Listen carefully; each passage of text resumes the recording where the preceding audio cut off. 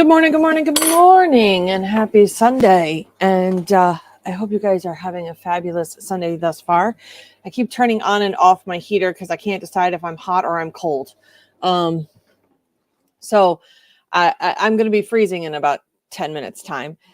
I hope you guys are having a fantastic Sunday. For those who are new here, my name is Nikki Adamkowitz, and I'm known as the Sassy Subber. I teach all things sublimation, and I've added in laser embroidery. Of course, I also do vinyl stuff, and we do a lot of business know-how also on the back end as well. I'm pretty much your back office support team of one. Hi, how you doing? We have Miss Jody this morning behind the helm. So if you hear the voice from the great beyond, that is Miss Jody. She sits back and she goes over the comments in the comment section if I happen to miss them. But I'm going to really try to focus today on those questions because today is about the Q and the A, right? It is about the questions and answers that you guys have. And there are quite a few that I've either been private messaged or on the post that I had posted about. On that post, we also talked about the upcoming Sass schedule. Before we dive deep into all the things, let's talk about that Sass schedule real quick. So today we're doing the Sass. It's a Q&A of all things business-related items. And then throughout the next 2 weeks, I will be doing Sassy Minis. And we're going to focus on one particular item at a time. And they will go straight to the YouTube channel. They will not be live. There will be a recorded quick session so that when you've got to know the answer to something, you can go to my YouTube shorts and find the answer. Let's make this quick and painless.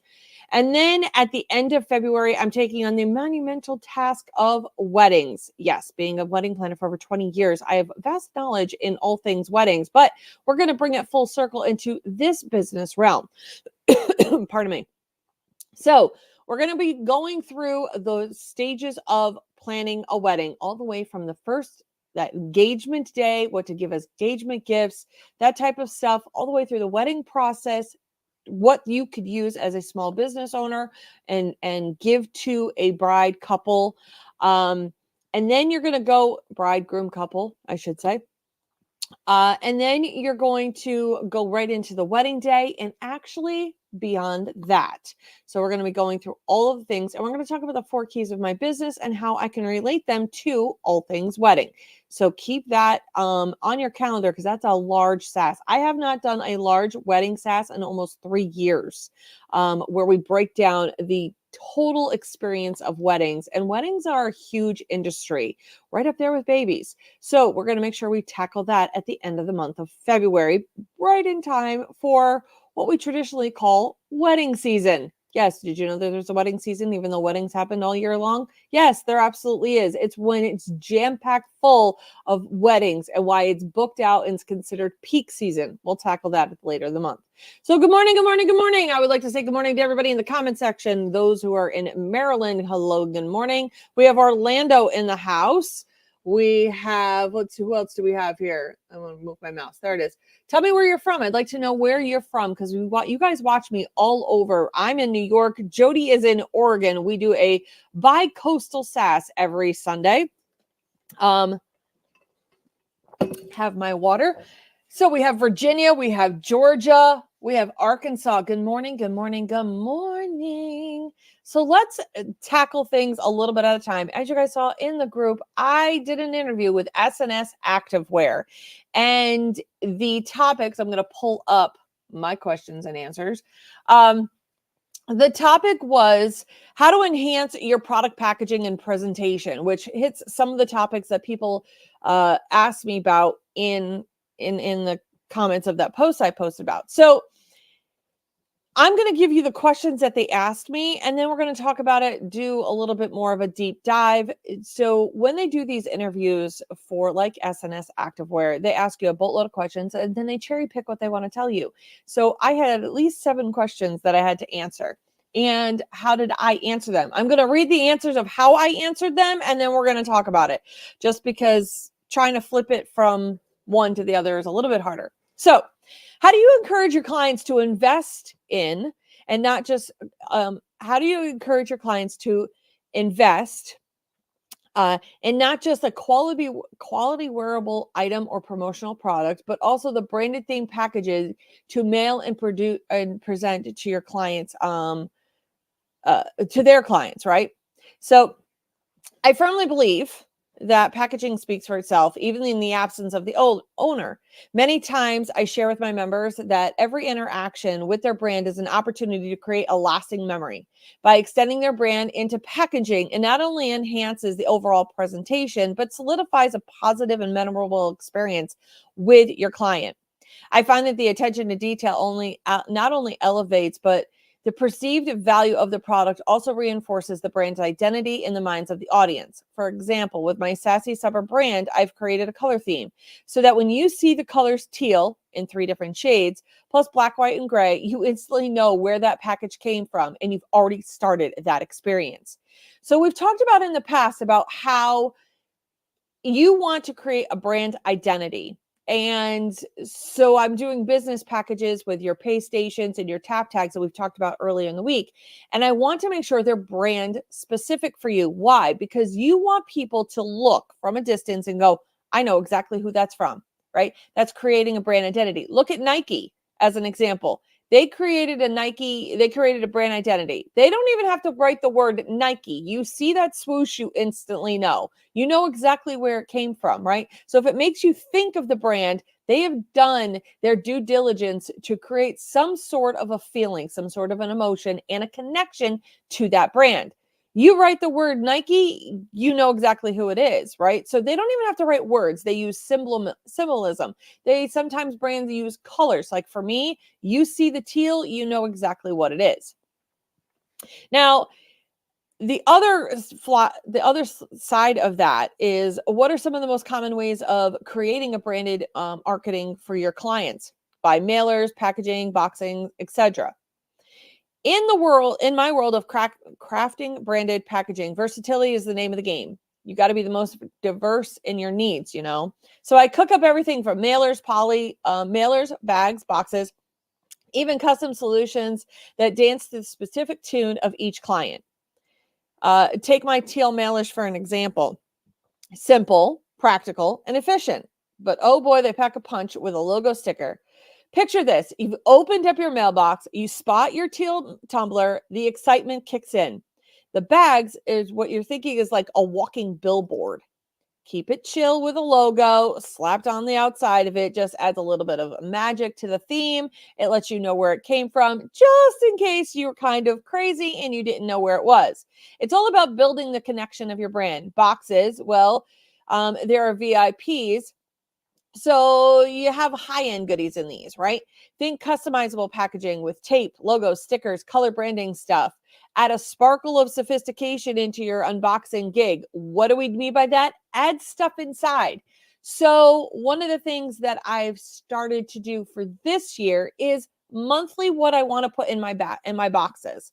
So when you purchase something from LPB Designs or you purchase something from the Sassy Supper, right? In there is free goodies. Now, I know that adds a little bit of a cost to your packaging, but you figure that all out in your pricing too. So you figure out what those free goodies are going to cost you, right? To add those in, and then you kind of just distribute them. If it adds $2.03, well, one, that's a lot. But two, if you find things that you can add, and by adding them in, it adds to the experience. I need to give you an example of that, right? So we've talked about the brand packaging stuff. We've talked about all of that. And what SNS Activewear wanted to know is all about the customer experience. Here's another example. You guys know that I travel with Beverly all over the place. Well, she loves Bradshaw blanks. I'm going to shout them out because they are a really good blank. She loves her free goodies. She gets super excited about it because they created a brand experience. It's all about the experience. When I was asked to do this interview with SNS, I literally took hours to answer these questions. Why? Because it's going to be seen all over the world. Yep, that publication was seen all over the world, and they wanted to pick my brain on all things packaging. I have to tell you, it was probably the coolest experience because somebody wanted to know what I had to say. Do I always get it right? No. Do I always get the mark when it comes to my own packaging? No. Why? I'm human. All right. I don't have multiple people doing all the things that I do because I'm a small business owner and I wear 18 hats.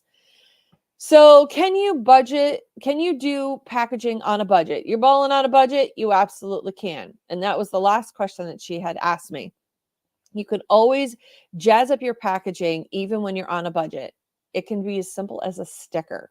Yep, as simple as a sticker. It could be as simple as something as simple as cardstock that you put into your packaging as a thank you, right? So one of the things you could do in a thank you, and I've told you guys about my thank you notes all the time, and that is I add a recipe card to mine, right? Why? Because one, it's just something completely out of whack, out of the realm. It's nothing that is necessarily work related, but it's heart related. See, I dabbled into the heart because who doesn't love a good recipe, especially if it's quick and easy and you're like, maybe I can keep that, right? It's connected you to my brand yet again. By adding in that, you've now made the connection as a friend, right? Ooh, somebody who I can cook with, who shares cool recipes, that kind of thing. So those were just some of the things that they asked me over at SNS Activewear, and it was a complete honor to have Nicole ask me all of these questions. Yes, her name is Nicole, and so why not do it? Currently trying to find my chapstick because my lips are dry. Is anybody, sorry, random thought of the day, is anybody else's lips really dry in the wintertime? I just needed to add that. Sorry if you see me painstakingly trying to find my chapstick that I don't know where it went. There it is. So that was the kind of thing that menopause. That was the kind of thing that, I would love to do. The other question that she had asked me, and in this experience, tips to help printers and decorators create better video content that resonate with your clients. I'll dive into that a little bit, only because it wasn't one of the questions that you guys asked me in the group. But creating content for your stuff doesn't mean you have to be in it. Let me give you also an example of how you can create content, and it's just by photo reels. So for an example, Etsy is pushing videos. They are really pushing videos on kind of like their FYP kind of thing. It's not an FYP, but they're pushing them out more so that when you go in and you do a search, anything that has a video in it is going to be pushed higher in their algorithms. Now, you're like, Nick, I don't want to go make a video. You're right. You don't have to. But if you put your stuff on multiple mock-ups and then you create a video of it, there's your video. And it's just a slideshow. So you can put slideshows in there and that can push. If you're an Etsy seller, that's another great way. That's also something you can use for Facebook Reels, Instagram Reels, TikTok Reels, and YouTube Reels. Wherever you put your stuff, right? Even on your own websites, wherever you put your stuff, sometimes you can load a video. I know with like Equid, I can't put videos in my listings, which kind of stinks, but I can at least put them in the file section so you can go watch it because it's a standalone website. But for places that use algorithms to push product, definitely put in I always say algorithms wrong. Always put in a video if you can. Again, it can be a slideshow, counts as a video as long as it's moving. Movement is where it's at. It's considered a video. So a quick MP3 video will do a lot of good for all of your stuff. You can even make them quick and easily on TikTok and without branding, which we can get to at a later opportunity, so that you could push that same video on all of your platforms. So there's that. Let me just go quickly to those comment section. Yep, you're going to see me scroll. I had to scroll for just a hot second. It is what it is. Okay, so one of the other questions that was asked in there, and this came from Patty Gorski, and she wanted to know that when you're putting together your vendor booth and shop offerings, do you think and if you think you have too many items, do you think destashing versus donating versus throw it away, and how do you pivot? That's a lot of things and a lot of questions, but I love it all. So when you're looking at a vendor booth or a shop and you need to take stock, really, All right, well, this isn't moving. So here are some things and some tips and tricks you can do if your stock isn't moving and you don't know what to do with it. Well, rearrange it first. I want you to try to rearrange what you're doing, because if people are ones that constantly come to your vendor booth or your vendor shop, especially if you have one of those vendor booths where there's multiple vendors and people come in all the time, you want to jazz it up. Don't let it go stale. I want you to look at big box stores. Look how often they keep their goods in one section. So they go by literally by holiday or season, right? So go into Walmart, if you will. And their first thing is all the seasonal items. So right now they're working on Valentine's Day. Even though Valentine's Day is kind of past, they still have at least an aisle or two that is for discounted Valentine's Day stuff, even though Valentine's Day is next week. They're already into Easter. They're already into spring items, and they've already moved into fall or into summer items, right? With games and camping. So that's what you see when you first walk in. That's the same thing that holds true for your booth. You're going to see that. But what do? They will actually rotate the aisles too, based on how much stuff people have already purchased. They'll move it so it looks fresh, it looks new. And that's what I want you to do with your vendor booths as well. I want you to go in and you're going to look at it and go, okay, you know what? I've had this out now for 3 weeks and it's time to move it. And you're like, oh, I don't want to move it. But you should move those items, because where it might have been sitting for 3 weeks, it might not be, getting as much as attention that you want. But if you maybe move it to a different location, maybe more predominant, people are like, oh, look at that brand new item. Little did they know it's been sitting on the shelf over in the corner for the last 3 weeks, because that's where you decided to stick it. So move things around. If you still haven't sold it within a 6-week time spans, then it's time to look a good hard look at it. It might be time to put it on sale. And so now you have a sales item to, spot in your booth, right? Sale, sale, sale. Everybody does it. That's also great. She's using more destashing. You're going to call it a sale in your booth. So you now have your sale items. They're still not selling. You don't want to give such deep discounts that you're pretty much just giving it away and at cost. We don't want to do that either. Can you? Absolutely you can. At least to recoup the money that you spent on those to make the item, right? So what you do for sale is completely up to you, but though that's the course of action I would take. I would move my product in my booth, leave your booth not stagnant. I know it seems kind of a daunting task, but honestly, people's booths who look the same all the time are boring. They're boring. I don't know how to way to slice it and dice it. They're just boring. Everybody moves their stock around so that it creates a different visual interest. No one really just keeps it the same. I don't care even if you're a jewelry counter. Yes, it's jewelry. They will move their stuff around so that it creates a new experience when you come in. If it's in the same spot all the time, you get bored with it. So move it around first. After about 3 weeks, if it's not moving, move it around. Give it another 3 weeks. You got to give it its due diligence. And now, if it is seasonal or holiday related items, you should have been coming out of the gate with it early to begin with. So by the time that 6-week mark comes around, well, then you could be putting that item on sale so that you can get rid of it. What your discounts are, completely up to you at the end of the day.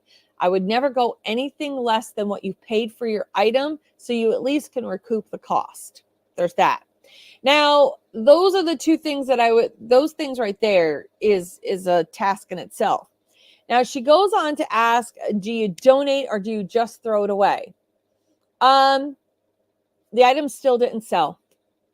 They're great for gift baskets, for giveaways, because you always get nailed with a giveaway. Hey, who needs to do a giveaway?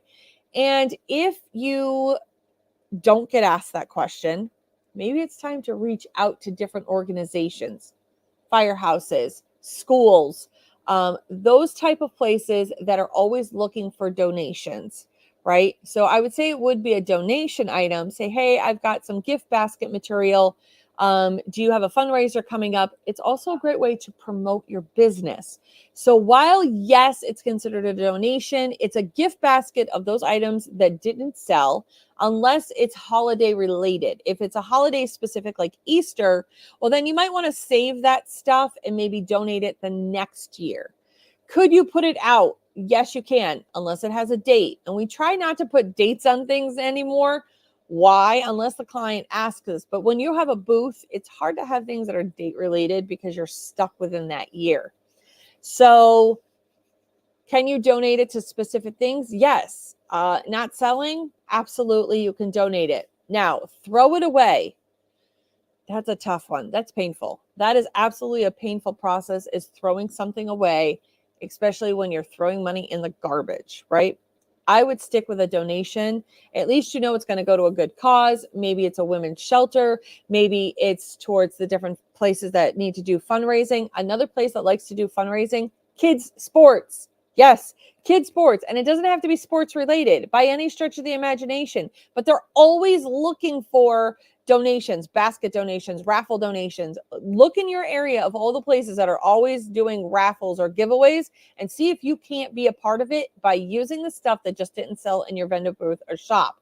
That's a good way to, one, you can write it off. You didn't throw it away. And yes, I know you can write off throwaway items, but you're going to feel a little bit more heart happy if you knew you could donate it to a good cause.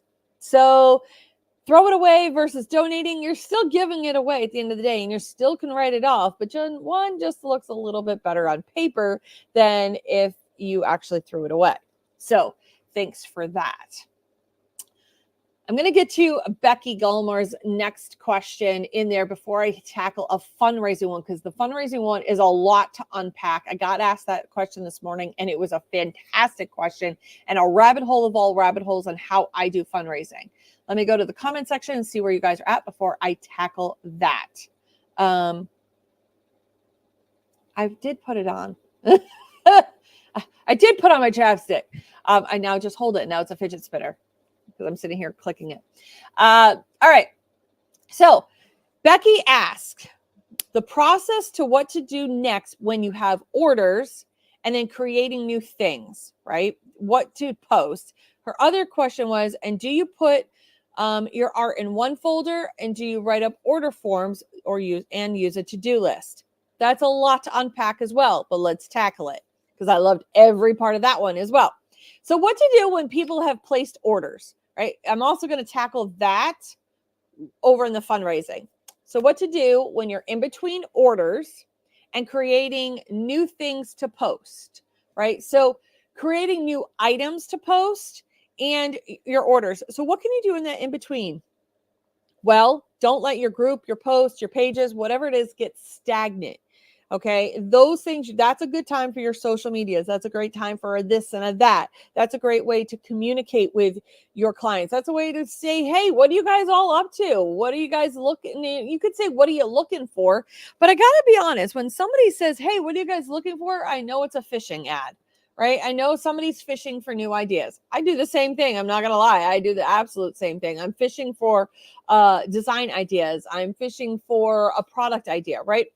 But when you're in a group setting, what you could be doing is just having general conversation with your people. As long as you're having movement in your group, maybe it's sharing a meme, maybe it's sharing some bulk content, if you will. If you don't have content already being posted to your socials, which you could do via Canva, you can at least be posting inspirational quote of the day. You could be doing a this or that. You could be showing off products that you have done, but maybe you haven't posted. This is why you don't want to post all of the stuff you've been creating all at once, because there's going to come a point where there's a lull.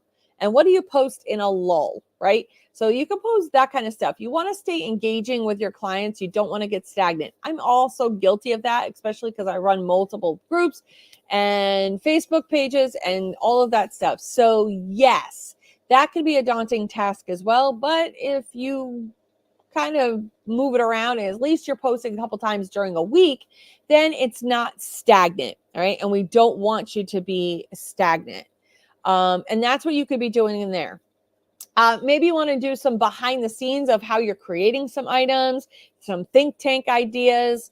It just doesn't matter. As long as you're still posting, that's what they tell you. Next, do you put your art in folders in one folder? Well, technically yes, and technically no. So technically yes, I have a 2024 folder. Okay. Within that folder, I have a folder for every one of my vendors. Within those folders, we're going to take Marvin as an example. Within Marvin's folder, I have it labeled towels, flags, pillows. Very generic names. I'll explain why in a second. So each one of his items has its own folder. I don't even care if it's only got one item in it. There is a reason for naming the folders the way I did. Because when I go into my search bar and I type in flags, I don't have to remember the name I gave the flag. The folder will pop up. So then I will be able to go in and pinpoint the folder that it's in a little bit easier. It's about narrowing it down.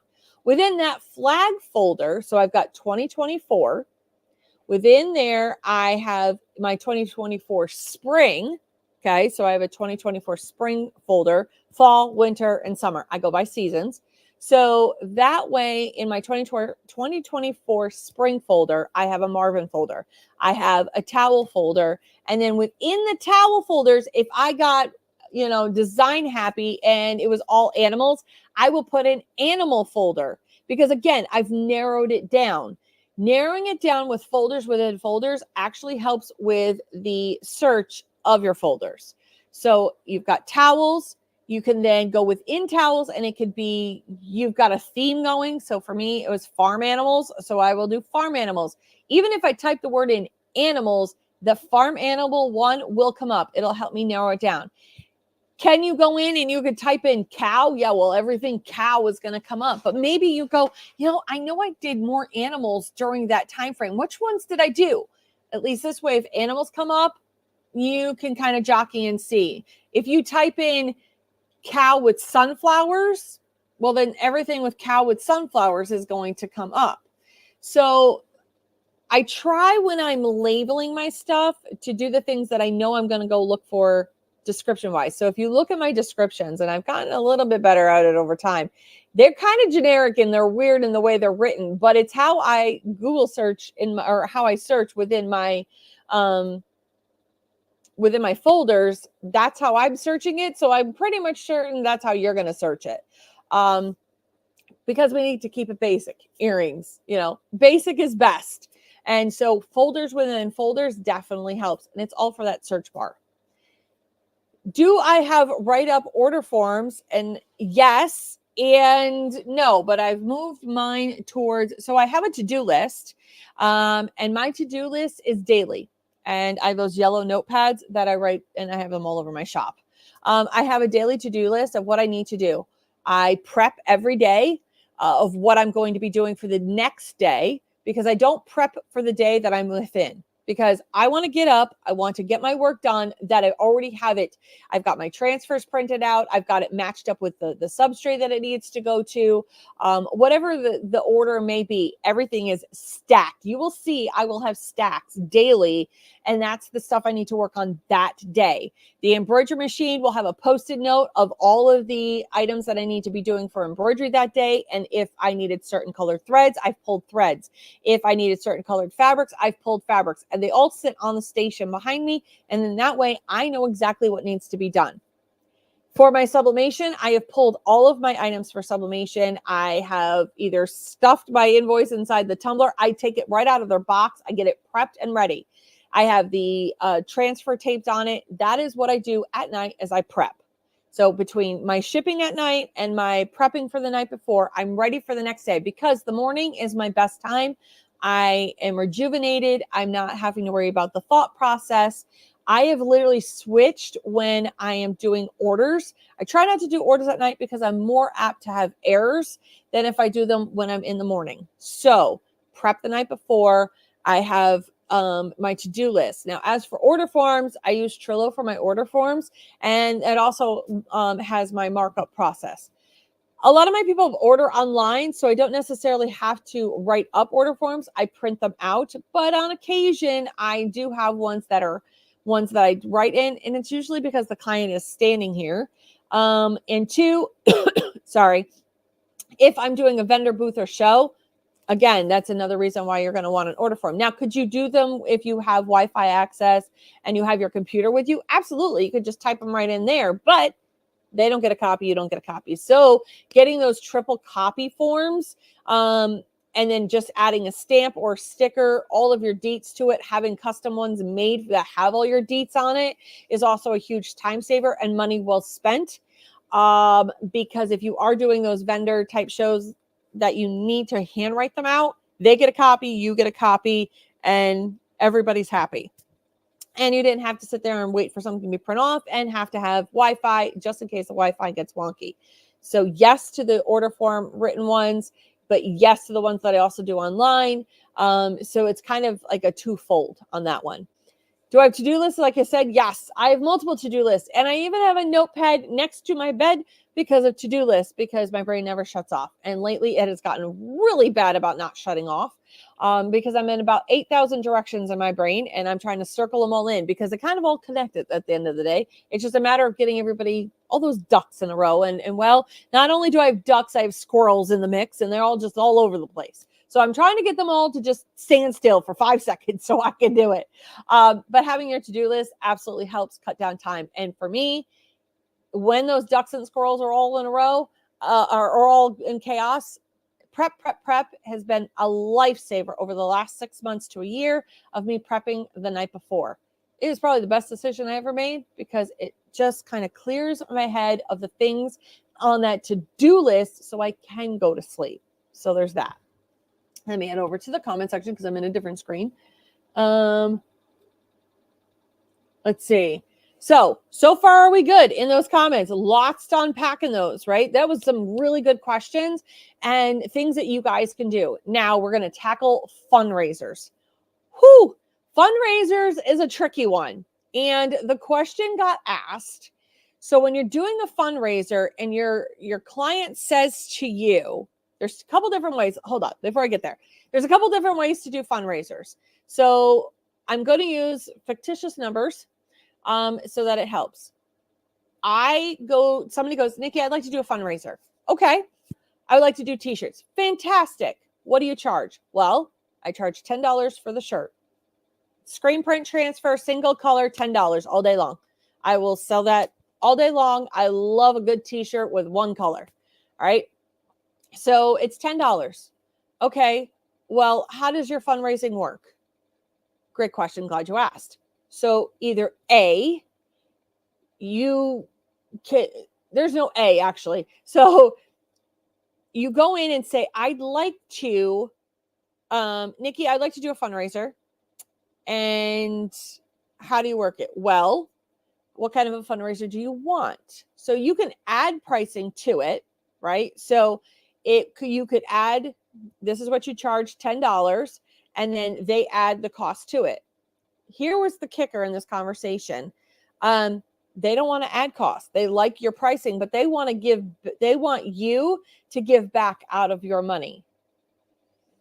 That's a tough one. I'm going to let you know that is a really tough one. This is where you need to have that conversation with your client and said, hey, this is my cost of $10.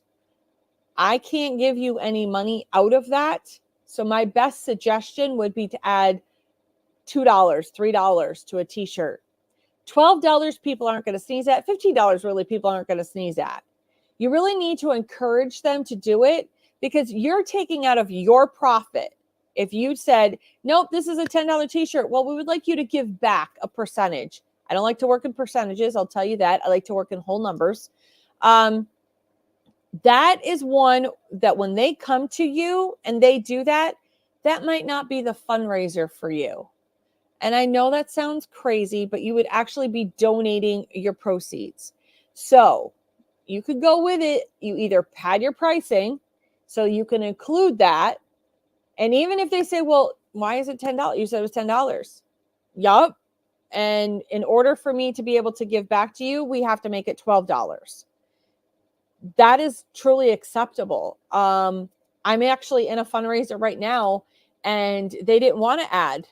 And I said, in order for you to make money on this fundraiser, we have to add a little something. So I gave them a breakdown.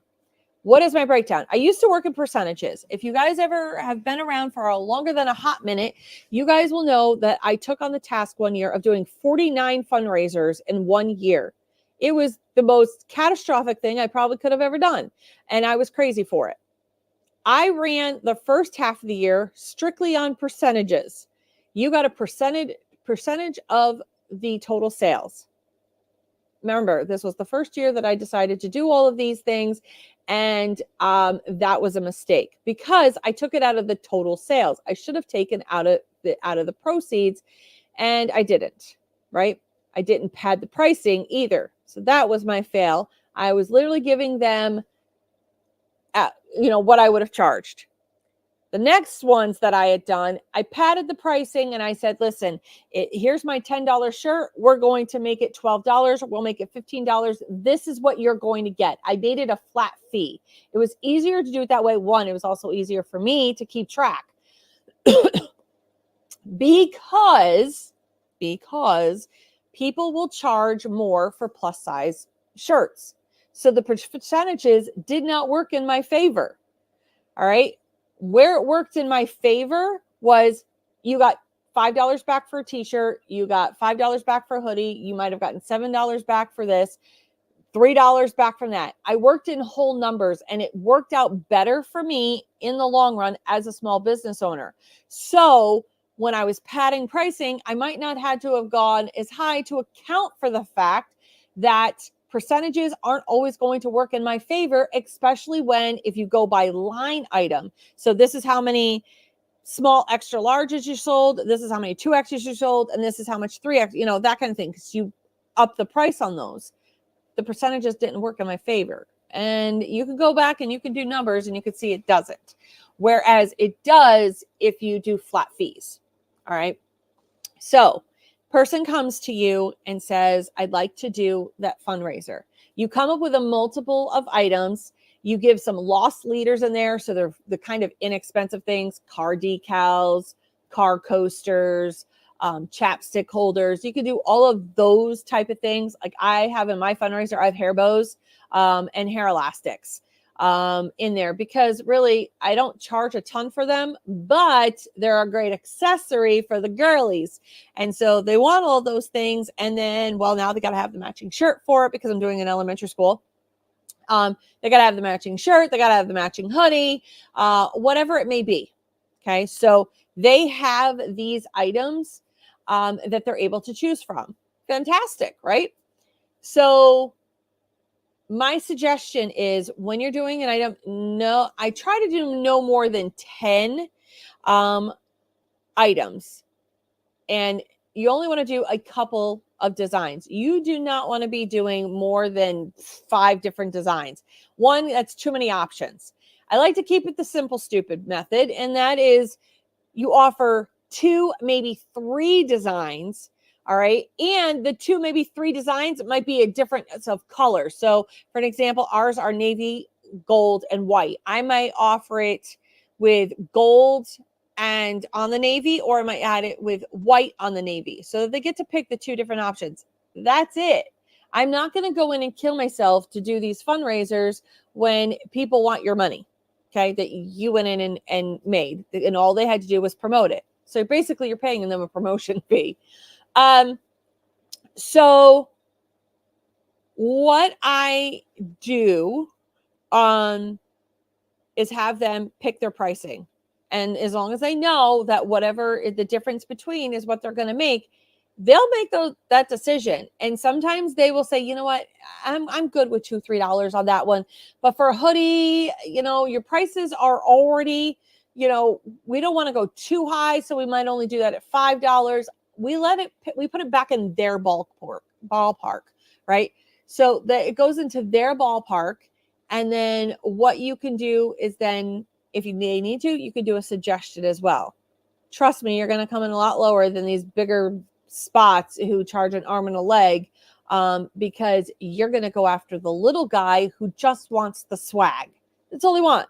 They might not necessarily care if it's Adidas or Nike or Under Armour. They might not necessarily care, especially if it's an elementary school one. They know their kids are going to grow in a hot second. So Gildan is perfectly acceptable. So again, you have to look at it in either direction. So before I get to more questions on that, doing a fundraiser, let's recap this. You're doing a fundraiser. They've approached you. You want to learn, before you give your pricing, learn as much about this fundraiser as possible before you give them pricing. This way, you know the direction you want to get it. Don't come out of the gate, well, this is what my pricing is. No. Back it up. I want you to ask 1,000,000,001 questions. What's the style fundraiser you would like to do? How I normally do it is I give you a price, you set the pricing, and the difference between the two is what you earn. You set that boundary right out of the gate. That is exactly how you handle that. Don't let them talk you into giving back a little bit out of what you charge, because you're taking out of your profit, and we don't want to do that. All right. So as long as you set the standard of this is what's going to happen, this is your boundary, you're not going any further, you set that right out of the gate. This way, they already know what they're looking at. They don't even know your pricing. If they come back with, they want you to take out of your profits, you adjust accordingly.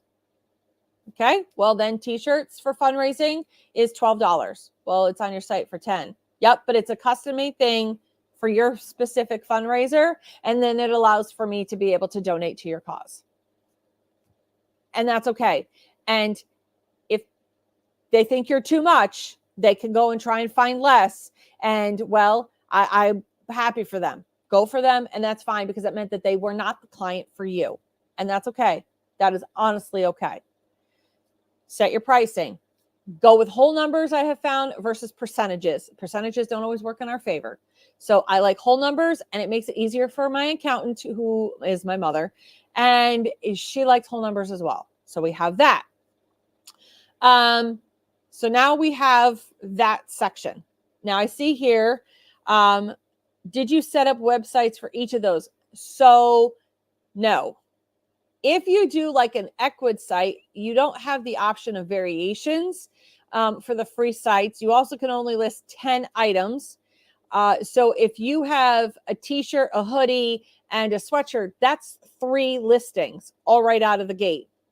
Whereas if I do it through my website, where they have their own tab, so on my website, they have their own tab. I created an image for it, and they shop right from there. I send a QR code linked to that tab, so that when their people go and have that QR code or that tap code, it instantly comes up right to that section. Now, if they go out of that to my other spots in my store, that's okay. It's just not part of the fundraiser. Only the stuff that was in that particular, the stuff that they ordered, is for the fundraiser. If they happen to go in my district-wide stuff and buy stuff, that's fantastic.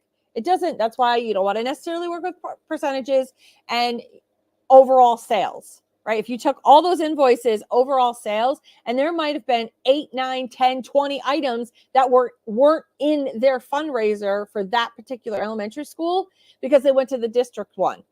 Well, you didn't have it set up that way. One, it gave me a choice of variations because I can put t-shirts, hoodies, and sweatshirts in one listing with the same design. It allowed for me to fix the shipping. It allows for me to fix the weight of the product based on the product, have stock controls of that product, because I might only carry 75 transfers of that particular design, right? And that's what I have, and that's all that's available. So then this way it pulls from that stock. That's why I run it through my website, because a lot of times they don't want to pay the $15, $25 to have it run for a hot second, which is a month, right? Because once you close down that shop, you can't access the sales on that. So I like the fact that I put it on my website. Yes, there's other platforms you can use, but they're very expensive when you're doing the different like swag stores. If it's a one that they want all year, well then yes, it's worth it to do that. And you make sure you adjust your pricing accordingly. You might add like 25 cents for each item on your listing, whatever it is, so that it covers the cost of the website. You kind of put that in there when you're doing that. This way you just kind of get sprinkled across the board, and then you're not out that money as well, because I know it's the cost of doing business, but hey, we don't need it to come out of our profits. We're small business. We're already doing 8,000 things. Okay. So that's also an option. Again, with the free one, you are so limited with Equid as to what you can put on a free one. Now you can look into Shopify. You can look into all of that. If you want multiple stores, that's completely on you. But these type of fundraisers are only up for a hot minute. They don't last a very long time. So for me, it wasn't worth all the hassle of setting one up for each individual one. So I just don't. Now, could you use one that's strictly for fundraising and switch it out? Yes, but if you're running multiple fundraisers, which I tend to do, mine overlap. I can't have them all have the same store. Even if I link it to the fundraising store, that kind of thing, yes, I could make that a thing. But again, it would be each individual tab would be for each individual school, which is 100% a way you could do it. But again, it depends on how long the duration of that particular fundraiser is. My typical fundraisers are 2 weeks. So in that 2 weeks time, I will say from February 1st to February 14th, all the sales placed in here for such and such a time. Orders do not start getting processed until after the 14th. That gives me time to order everything in, make sure my accounting is working out. I don't order them daily or weekly. No, I order it when the fundraiser is done. And then I know it's going to take a few days for it to come in and a few days for me to process it. So then I add in there another 2 to 3 weeks. I say 2 to 3 weeks because shipping times. Then I also put in the instructions where it's going to be dropped off. I don't have parents picking up their stuff. Nope, because it's through an elementary school. Everything gets dropped off at the elementary school. It's all packaged for each individual child or order. Okay, so it's already packaged for each individual one. It goes to that parent. It has their slip of everything that they ordered and everything in that bag. So all the volunteer has to do, find the name, and bring it to the classroom, to the child, whatever it is. I also make sure that I label each bag largely with their name. So I'll get the big stickers. I'll write on their names. If I happen to know where their homeroom is, that's great. But a lot of times I just put the name of the person on there. And then it's easier for that volunteer to try to find who that is. It's up to them at the end of the day. They're the ones that wanted to do this fundraiser. So let them do all that sorting. I like to do my checks and balances by having each order individually packed. One, my hand has touched absolutely everything. I've made sure that it corresponds with what it goes with, because volunteers make mistakes. They grabbed a small, they should have grabbed a medium. Now they're short or small. No. I don't know why I have this medium. I'm supposed to have a small. Well, who else did you give a small to? Or who else did you give a medium to? Or whatever it may be. Things happen. You want to bring it down to where there's less mistakes. All right. So the less errors that you have in here, the better. So we have all of that.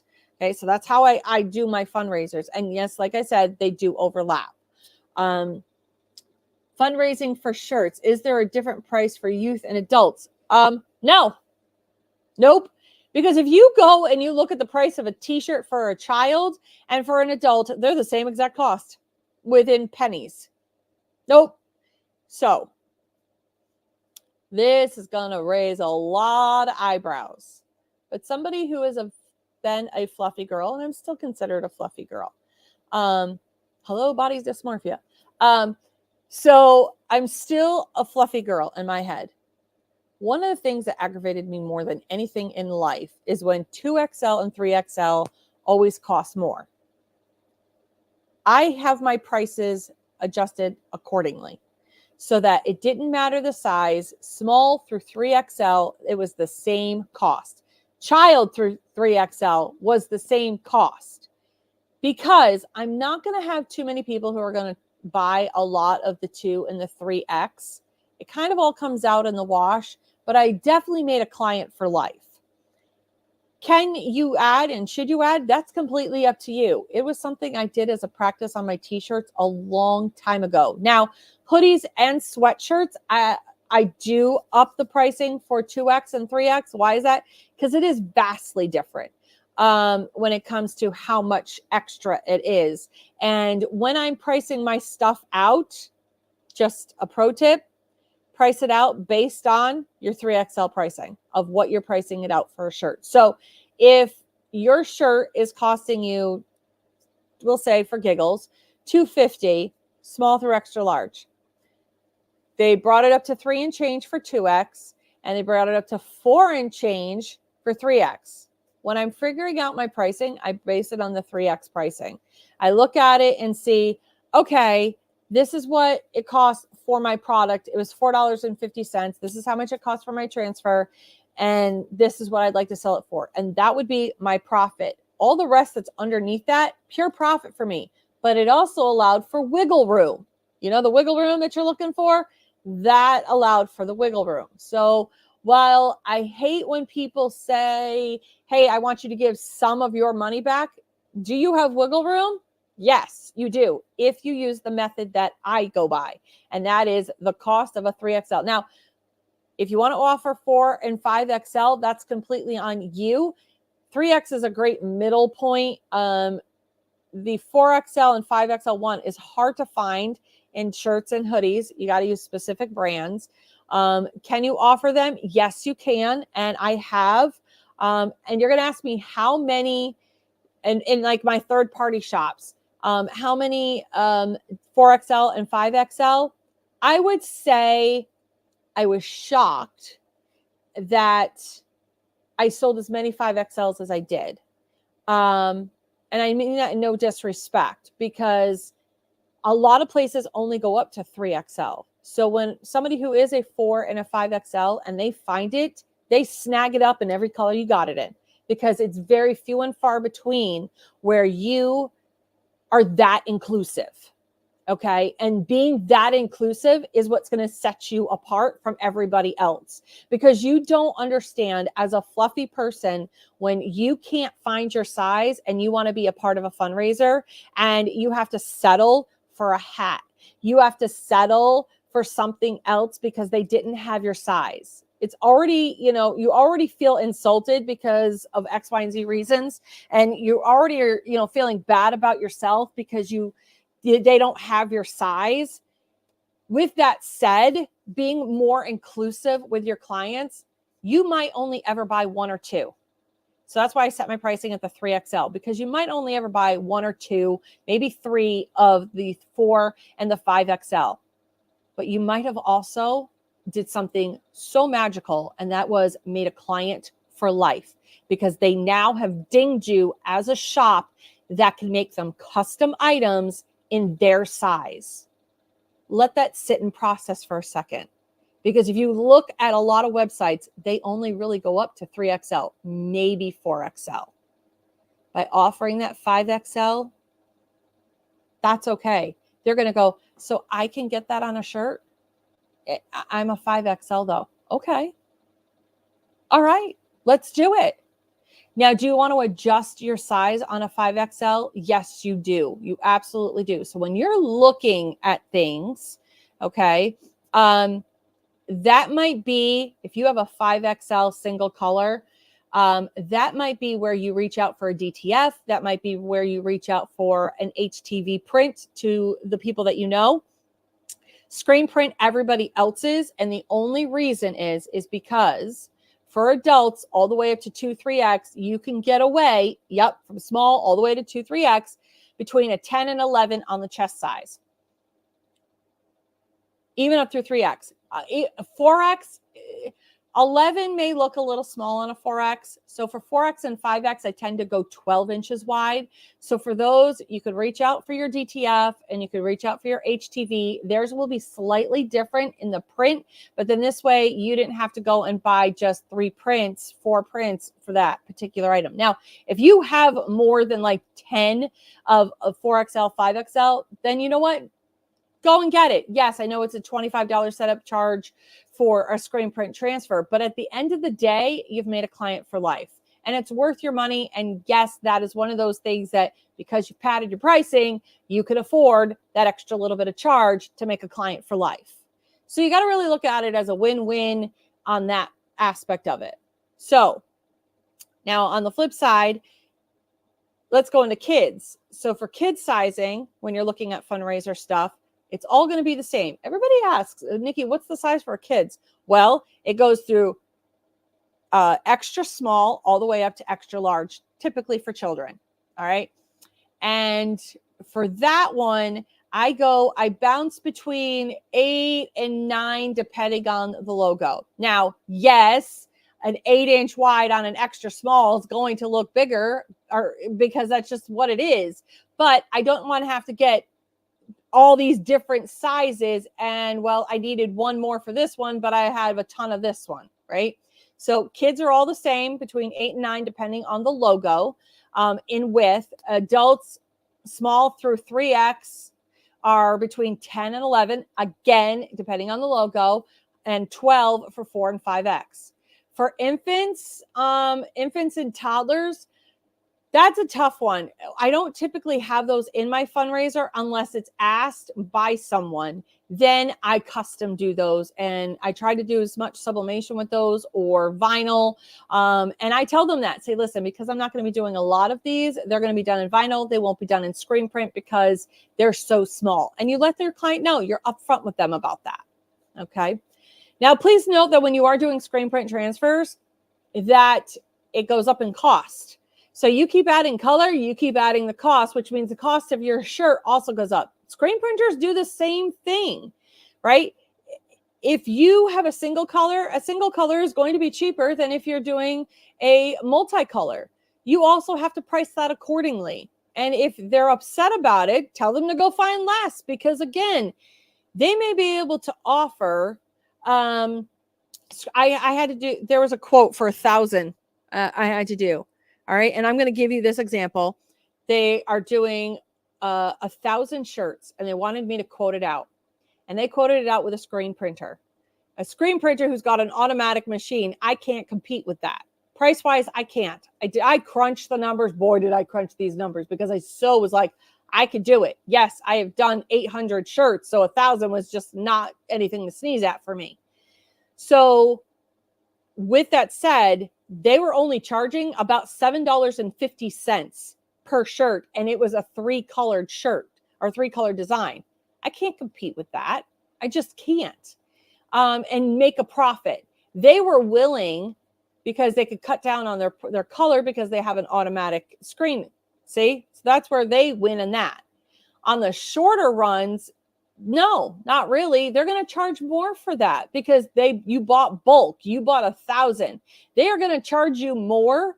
And I priced out other screen print prices. If you ever want to know what a screen print place is charging, you send them a design in 1, 2, 3 color, and then you get price quotes for 12 pieces, 24, 36, and 100. And then this way you can find what your pricing is.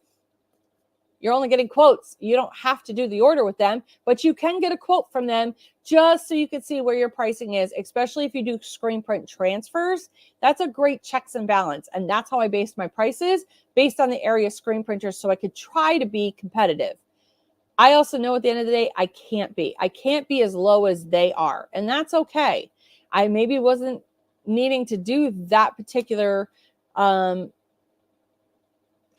order with 1,000. Yes, I was going to make $2,200 on it, but I'm also going to be working 7 days straight doing 1,000 shirts. That's all I'm going to do, which means I don't answer any emails. I'm not answering your messages. I'm not really, I could print other orders, but I'm going to be literally in shop hell if that were the case. Was it a risk I was willing to take? Yup, it sure was.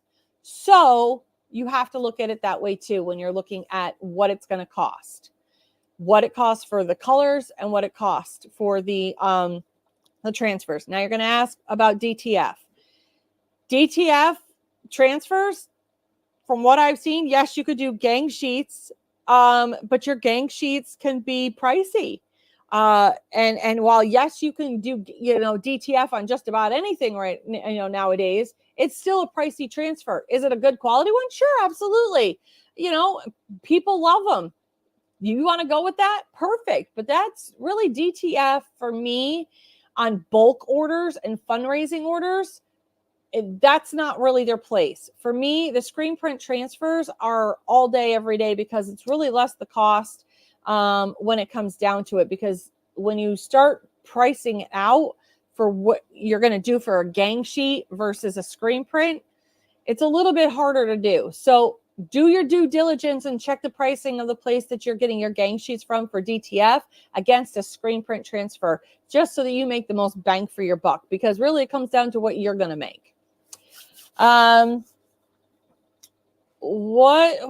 would you work the organization wanting monies to go back to the individual families versus an organization? So that's a great question. Whoever is setting up the fundraiser has to decide what the breakdown is. That's not for you to decide. So if it's for individual families, you have to ask that person, how would you like the breakdown of monies? Because if it's a fundraiser, everybody's design is the same. The only thing that may be different is if they have a name on the shirt. And then that's a nightmare in itself, because the amount of names and screen prints and vinyl and stuff, I, in a fundraiser, do not add names to anything. Nope, absolutely do not. It's a fundraiser. I am not customizing it.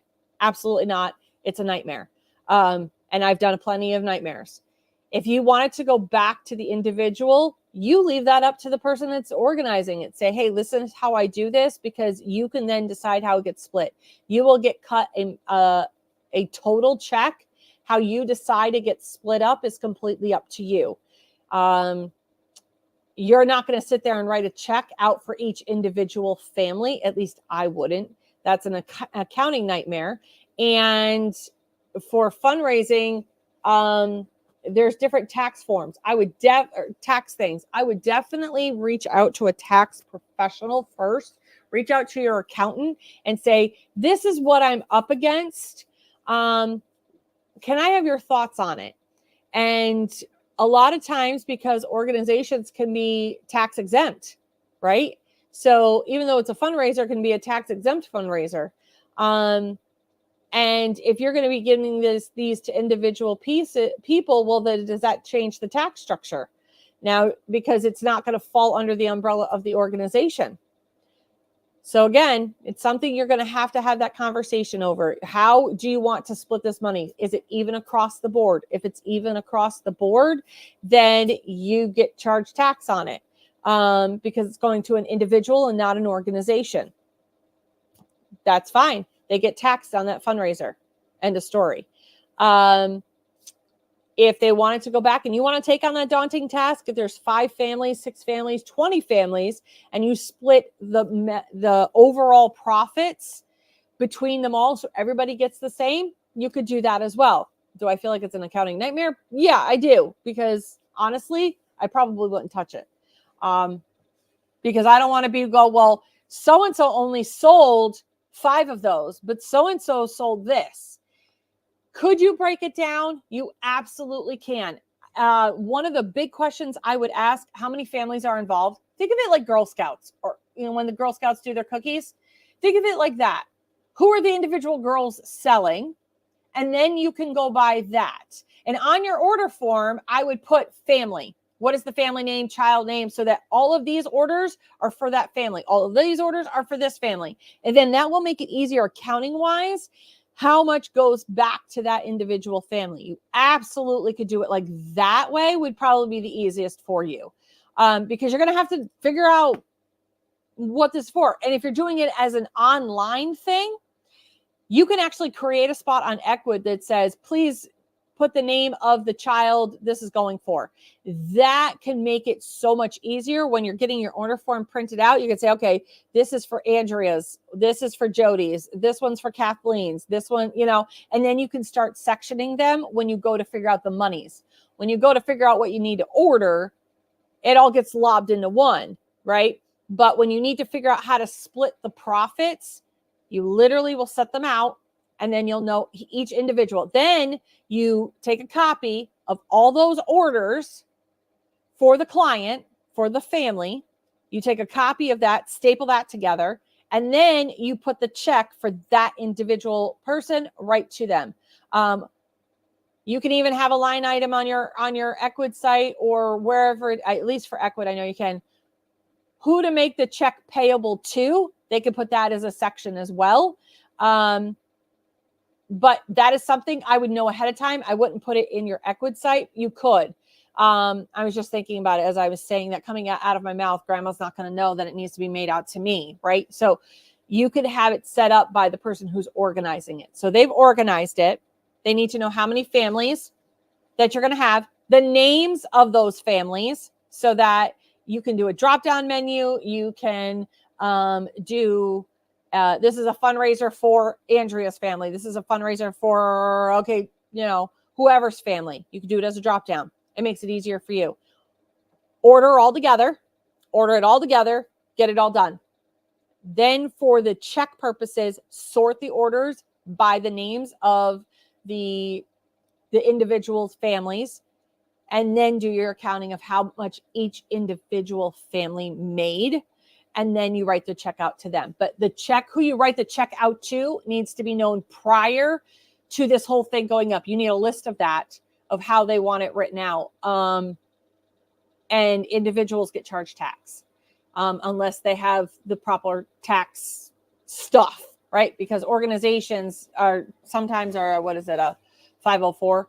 I believe 502, 504. I can't remember off the top of my head. And they can be tax exempt. So you can't run it under an organization name if the monies aren't necessarily going to the organization. So I think there's that. But double check with your tax. I'm not a tax professional by any stretch of the imagination. I'm just working through that process because it was a great question and how I would do it. And that's how I would do it. If you're going to do it as individuals, make it a drop down on your website. I need to take a drink. I just want you to know I'm giggling right now because I can see Jody in my back office. And for the last probably hour, it's been black on her screen. I just happened to look down and the sunshine is shining now over in Oregon. I just need you to know it's finally shining over there. It's been shining here for hours, but in Oregon, it's finally sunny there. I just need you to know that because I can actually see her now. All right. Any other questions? That was a lot to unpack today.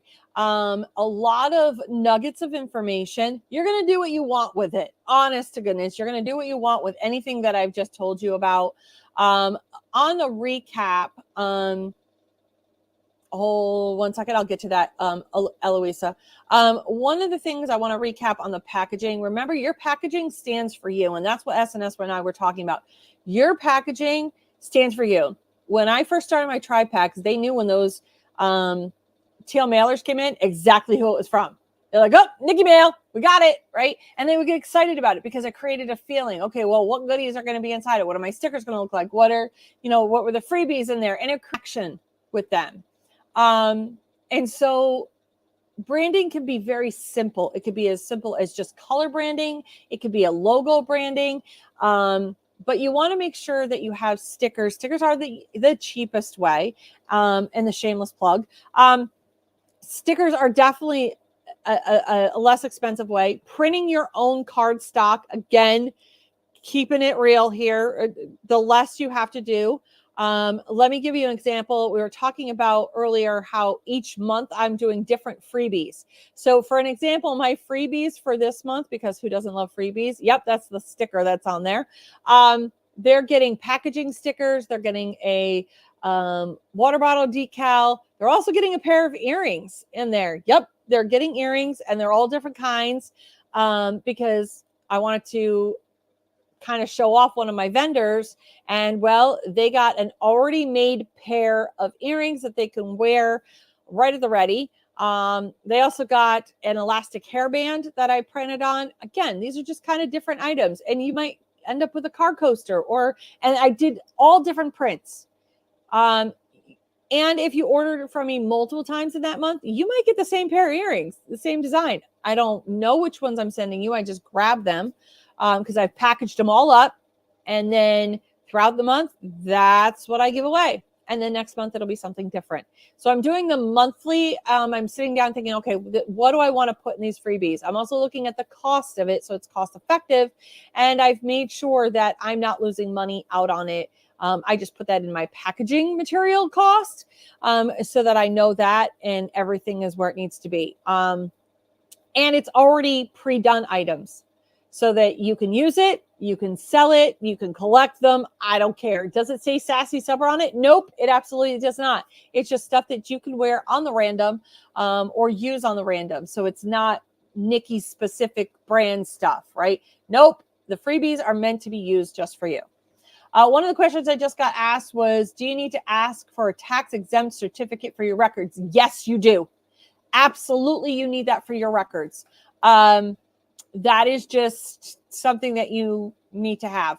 I know that my mom will ask me, did you get it? Yep, I did. And you just, if they should have that form for you. If not, you can just grab it. I know New York State has it where you can just grab it and send them the freaking, say, can you fill this out? You absolutely can do that. But most times they have their own tax exempt form. They already know how to print it off because they're tax exempt. And they need to have that paperwork at the ready for people, because if you want to claim tax exempt, you better have the paperwork. So there is that. What else?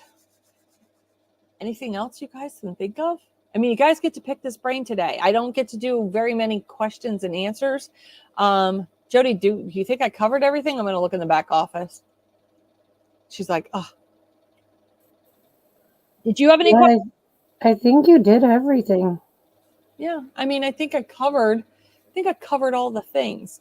I don't know. My brain is full of information now, dang nabbit. Well, it was a lot. I mean, between packaging and branding and whatnot and fundraising is as soon as you throw in fundraising, it's a fullness. No, see, fundraising doesn't have to be hard. See, so there's Jody. She's like, nope, not doing it. Fundraising does not have to be hard. What it needs to be is a planned out event. All right. You need to go in with a strategy when you're doing fundraising. The strategy is know your policies right out of the gate. Know what you're willing to accept, what you're not willing to accept. You set the mark. All right. You set the criteria of whatever a fundraiser is before the client even opens their mouth. So for me, I do a 2-week turnaround. It's a 2-week fundraiser. I run it for 2 weeks. Unless it's asked to be a longer one, and I'll get into that real quick. It's 2 weeks with then a 2-week turnaround, 2 to 3 week turnaround time. Sometimes it's less depending on how big that fundraiser is, right? So I always give myself some grace. I also come out of the gate with what my expectations are of, okay, so what kind of style fundraiser do you want to do? Well, I want to do X, Y, and Z. And then you know how to go to accordingly. The one thing I said earlier was, this is how I do my fundraisers. Here's my set price. And then we up the cost so that you can make a little bit of money. I do not give out of my profits. I do not give out of my money. And of course I word it differently, but that's the standard. This is the minimum. And if you only want to charge $10, then you don't make any money, because that's what I need to make in order to do this. So I'm not going to take out of my profits so that you can run a fundraiser because you like that $10 price point. No, if you want some money, we're going to move it up to $12 to $15, and that's how you're going to get your money. Okay. I'm not going to let somebody push me over, because we don't want to be a pushover.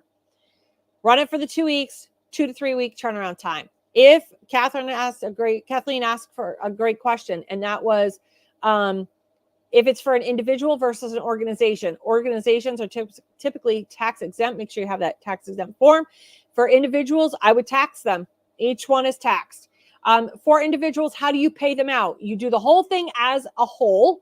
And prior to setting up the store, you need to have who are the individuals that are raising the money. So if it's 4, 5, 6, 7, 8, 20, families, you need a list of those families so that you could do it as a drop-down menu on your website. Who is this? Who are the fundraiser for? And people will know. They have to pick. If for some reason somebody doesn't pick out of that, you can make it like on Equid. You could actually make them type it in and make it a required option, which means they can't add anything to their cart. And then they have to answer that question. If you make it as a drop-down, it becomes an option.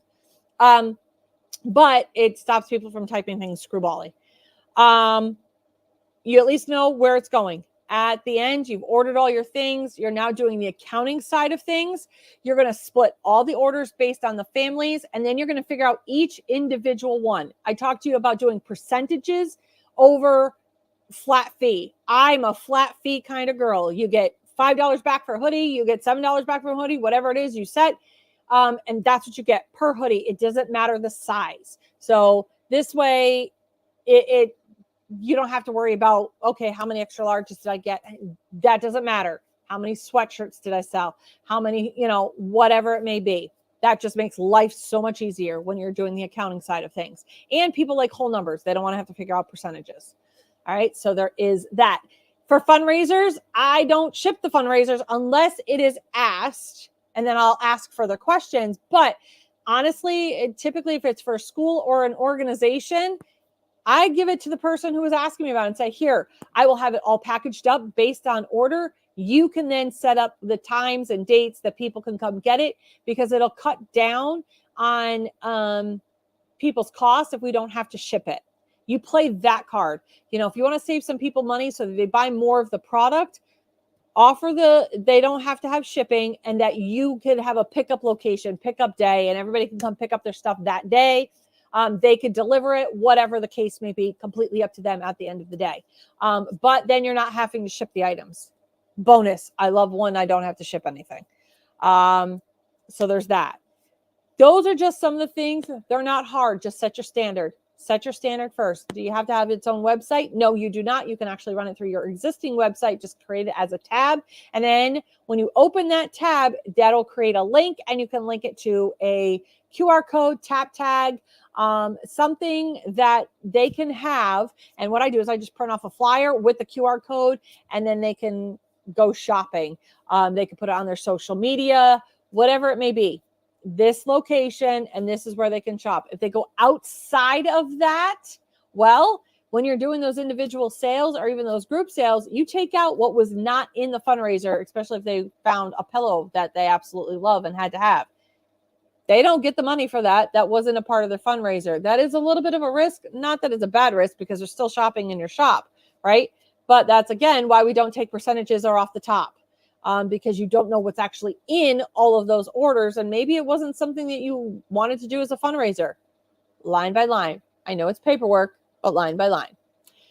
I think that's it in a nutshell. Be prepared to see the videos, the YouTube shorts coming in the next 2 weeks as we prepare for the wedding epic Sass, because it's a lot to unpack. That's going to be a long one. I hope you better sit back and buckle up, buttercups. It's going to be a lot to unpack on that one. So make sure you guys set your calendars. I believe it's for February 25th. We have it. We're going to hit as many vendors as I possibly can with it. We're also going to be going literally from engagement to wedding day and everything in between. I think that's it for now. Until then, I'll see you guys all real soon. You know where, on the flip side.